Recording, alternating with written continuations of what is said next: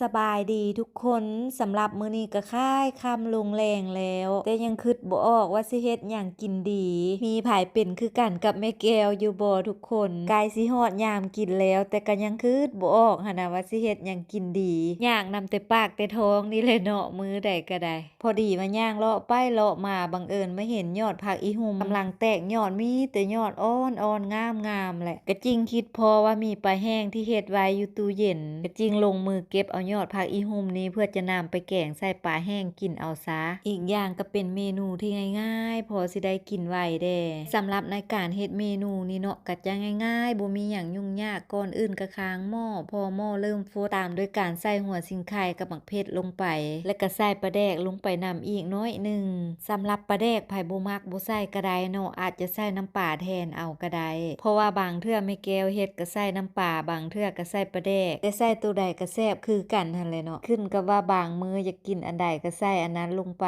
หลังจากที่เอาปลาแดกออกแล้วก็ตามด้วยการปรุงรสด้วยเกลือกับแป้งนัวและก็ตามด้วยการใส่พระเอกของเฮาลงไปนั่นก็คือปลาแห้งนั่นเองสำหรับปลาแห้งที่นำมาเฮ็ดเนาะถ้าอยากให้แซ่บต้องเลือกเอาปลาแห้งที่ย่างด้วยไฟเพราะเวลานำมาแกงเนาะจะมีกลิ่นหอมของควันไฟออกมาหั่นนะหลังจากที่ใส่ปลาแห้งลงไปแล้วเนาะก็ต้มไปอีกจักหน่อยแต่จะบ่ต้มดนเนาะเพราะว่ายานปลาแห้งมันเปื่อยถ้าว่าปลาแห้งเปื่อยแล้วกลางก็จะสะออกและจะเฮ็ดให้เวลากินเฮาจะกินยากเนาะก็จะต้มให้ปลาสุกพอประมาณได้ประมาณนึงแล้วก็ตามด้วยการใส่ผักอีหุ่มลงไปได้เลยบ้านนี้หลังจากที่ใส่ผักลงไปแล้วก็ใช้เวลาต้มต่อไปอีกจักหน่อยแต่จะบ่ต้มดนเนาะต้มพอผักมันสลบแล้วก็ยาก็จะใช้โจงเนาะค่อยๆเน้นผักลงมือเบาๆพอให้ผักมันจุ่มลงน้ำแล้วก็ยาและแม่แก้วก็จะบ่คนเลยเนาะเหตุผลที่บ่คนก็ย้อนว่ายานป่ามันมุ่นหั่นนะก็ค่อยเอาโจงพอจิกๆให้ผักมันลงแล้วก็ยา